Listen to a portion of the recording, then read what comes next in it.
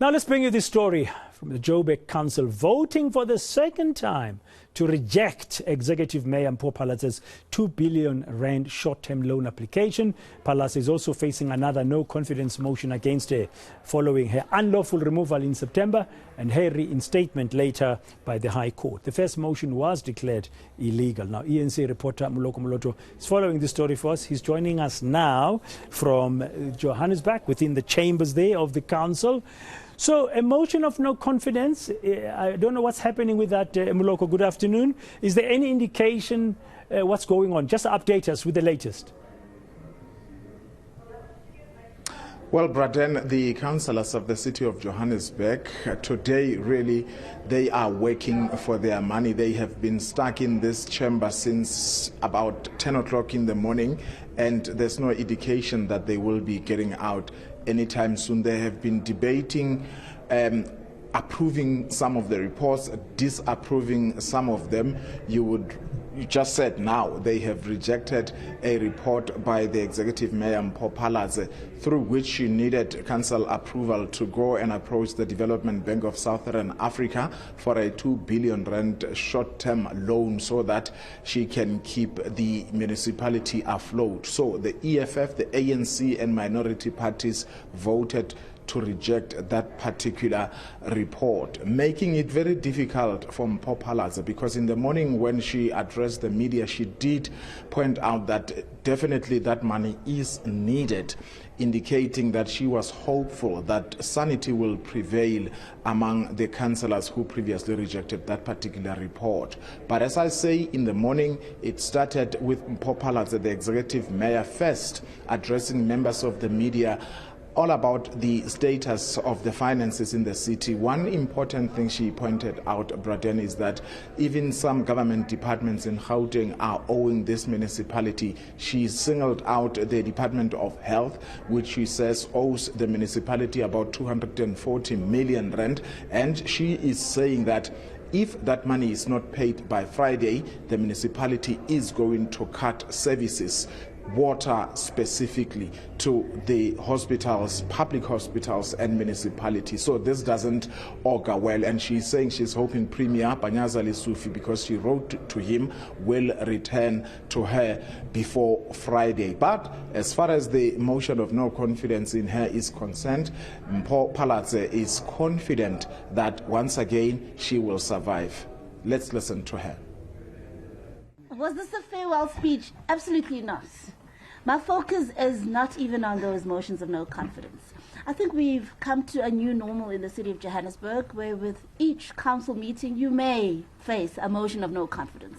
We've come to get used to it as something we may need to deal with on a month-to-month basis. Of course, this is something we want to take to our Rules Committee. There's something wrong with that picture. In Parliament, as you know, you may not bring a motion of no confidence if it's defeated. You have to wait another 6 months before you can bring back another one. The rules of council need to be reviewed to ensure there's stability in our council. However, right now, my focus is service delivery. My focus is securing this loan for the 6 million residents of Johannesburg, so we can enable the city of Johannesburg as an institution to render the services that we've pledged to render to our residents, and we can do good by our workers as well, pay their salaries, pay our service providers. That is the focus. So no, definitely not a farewell speech, but of course it is a memorable day. It was this day a year ago that I took over this office, that I sat here for the first time as the newly elected mayor in the city of Johannesburg. How confident am I? Again, it is a numbers game. We've got the multi-party government, and our partners are on site. We've got 6 political parties. Moloko, who will the opposition parties, the minority parties, together with the ANC, that's got, you know, the single largest slice of the seats in the council, who would they want to replace Mpho Phalatse with? Well, that's where the problem is, Braden.